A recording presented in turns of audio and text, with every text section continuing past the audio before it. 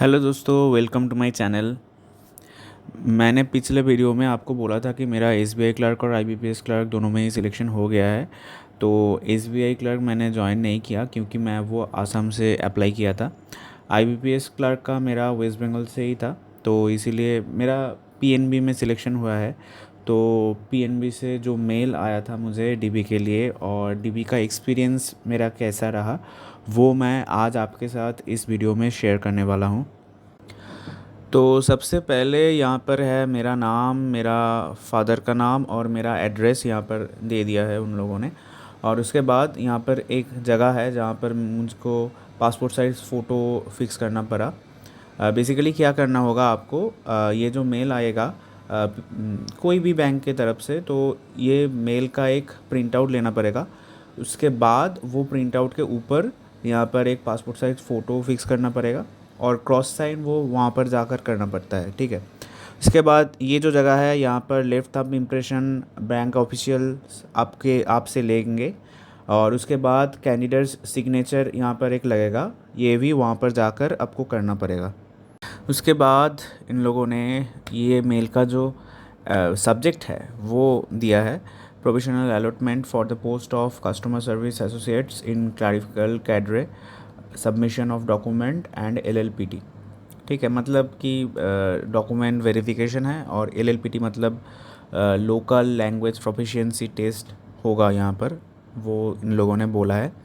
और उसके बाद यहाँ पर वेन्यू मेरा था जो जोनल ऑफिस कोलकाता में, और डेट और टाइम इन लोगों ने दिया है। डेट था मेरा 24 अप्रैल को, और टाइम यहाँ पर तो 9 AM दिया हुआ है, लेकिन शुरू होते होते देर हो गया था। 9 बजे के करीब हम लोगों ने इंटर कर गए थे, ठीक है, लेकिन शुरू होते होते बहुत 11 साढ़े 11 बज गया था, ठीक है।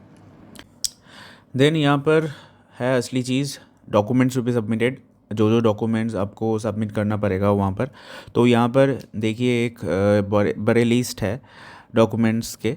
तो इन सब डॉक्यूमेंट्स आपको ओरिजिनल भी लेना पड़ेगा, और एक कॉपी करके सेल्फ अटेस्टेड फ़ोटोकॉपी भी लेना पड़ेगा, ठीक है। तो पहले नंबर पर है print out of this call letter for submission of documents with photography duly pasted in the given space. तो मैंने पहले भी बोला कि ये जो मेल उन लोगों ने सेंड किया है, तो मेल का एक प्रिंट आउट लेना पड़ेगा, और एक पासपोर्ट साइज फ़ोटो यहाँ पर फिक्स करना पड़ेगा, और left thumb impression bank officials ले लेंगे, और कैंडिडेट सिग्नेचर भी वहाँ पर जाके आपको करना पड़ेगा। तो और दूसरे नंबर पर है system generated print out of the online application as registered for CRP CSA 15।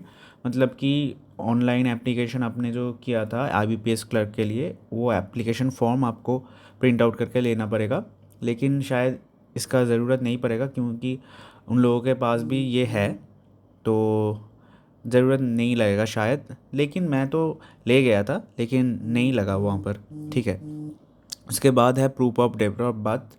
तो आपका डेट ऑफ बर्थ के प्रूफ के लिए आपके पास अगर बर्थ सर्टिफिकेट है तो चल जाएगा, ठीक है। आपके पास अगर 10th और 12th के एडमिट कार्ड है, वहाँ पर अगर मेंशन है आपके डेट ऑफ बर्थ, तो भी चल जाएगा, ठीक है।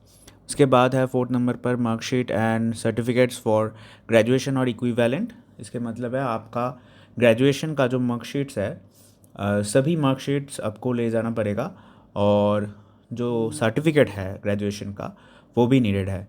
लेकिन उन लोगों ने शायद शायद चेक नहीं करेंगे, ठीक है। मेरे तो बस 3rd ईयर का ग्रेजुएशन का मार्कशीट चेक किया और सर्टिफिकेट चेक किया, ठीक है। उसके बाद 5th नंबर पर है 10th स्टैंडर्ड और above marksheet and certificate evidencing having studied the specified और ऑप्टेड लोकल लैंग्वेज। ये एक इम्पॉर्टेंट चीज़ है।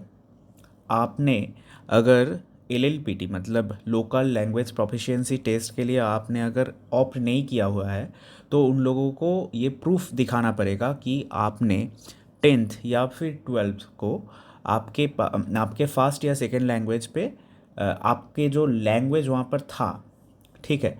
आपने अगर कोई भी स्टेट के लिए अप्लाई किया हुआ है, मान लीजिए आप वेस्ट बंगाल के लिए अप्लाई किया है, ठीक है, तो वहाँ पर शायद बंगाली और नेपाली ये दोनों लैंग्वेज था।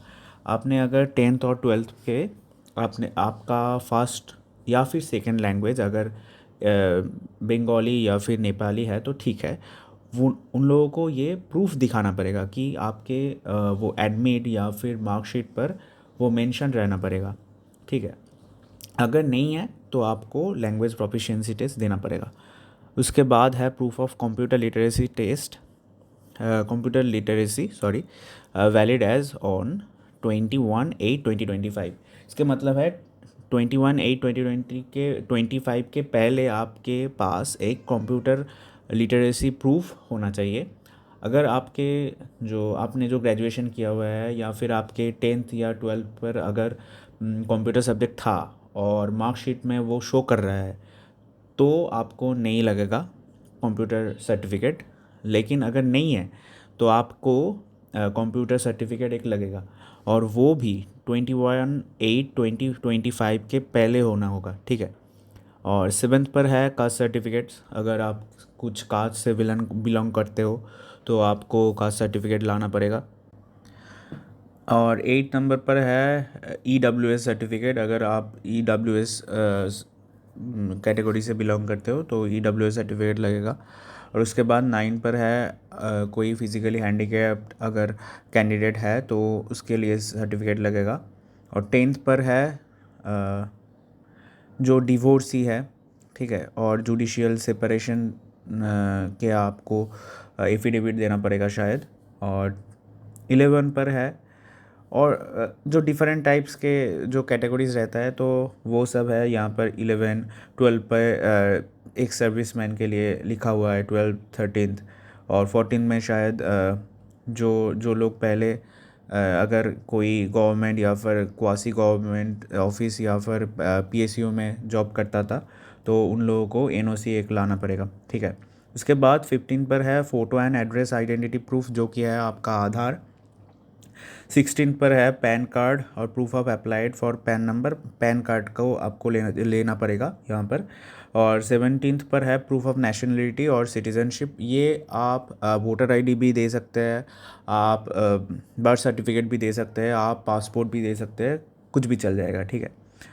और 18 पर है any other document in support of eligibility as per IBPS guidelines. अगर आपके पास इसके अलावा भी कोई अगर डॉक्यूमेंट होगा तो यहाँ पर सबमिट करना पड़ेगा।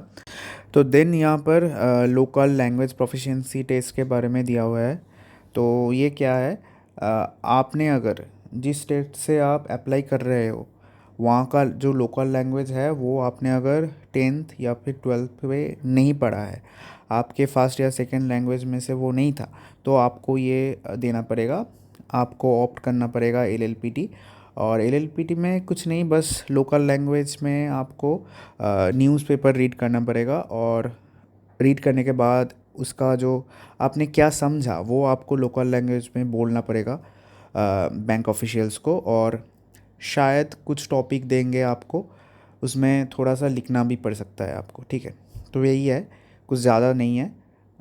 थोड़ा सा अगर ठीक ठाक नॉलेज अगर आपके रहेगा तो हो जाएगा, ये पास आप कर जाओगे।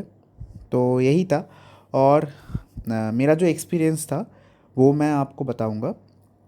तो मेरा था जोनल ऑफिस कोलकाता में मेरा DV था।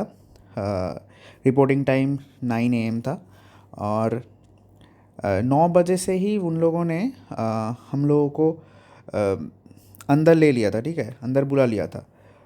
लेकिन DV शुरू होते होते बहुत देर हो गया था। DV शुरू होते होते शायद 11 साढ़े 11 बज गया था। पहले 10 साढ़े 10 के करीब वहाँ पर एक अटेंडेंस लिया उन्होंने, और अटेंडेंस लेने के बाद 11 साढ़े 11 के करीब शायद DV शुरू हुआ था। और मेरा नाम थोड़ा सा लिस्ट में नीचे था, इसीलिए मेरे को बुलावा थोड़ा बाद में आया।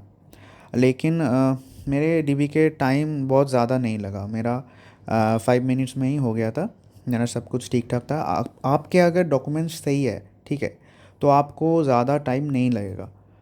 और एक बात भी है, अगर DV जो कर रहा है, ठीक है, जो बैंक ऑफिशियल आपके DV ले रहा है वो अगर एक्सपीरियंस रहा तो बहुत स्मूथली हो जाएगा, ठीक है। लेकिन अगर वो एक्सपीरियंस नहीं है तो शायद थोड़ा वक्त लग सकता है, क्योंकि वहाँ पर भी कुछ लोगों का 30 to 45 मिनट्स भी लग रहा था। उन लोगों का शायद डॉक्यूमेंट्स में भी कोई भी प्रॉब्लम हो सकता है, लेकिन उसके बावजूद मुझे ये भी लग रहा था कि वो जो बैंक ऑफिशियल है वहाँ पर वो एक्सपीरियंस नहीं है, तो इसीलिए भी थोड़ा ज़्यादा वक्त लग रहा था वहाँ पर। लेकिन आपका अगर लक सही रहा, एक्सपीरियंस्ड अगर बैंक ऑफिशियल मिल गया, ठीक है, और आपके डॉक्यूमेंट्स अगर सब कुछ सही है, तो बहुत जल्दी हो जाएगा स्मूथली 5 मिनट्स के अंदर। और मेरा भी वो वही हुआ था। तो इस वीडियो में इतना ही। चलिए मिलते हैं फिर नेक्स्ट वीडियो में। Thank you.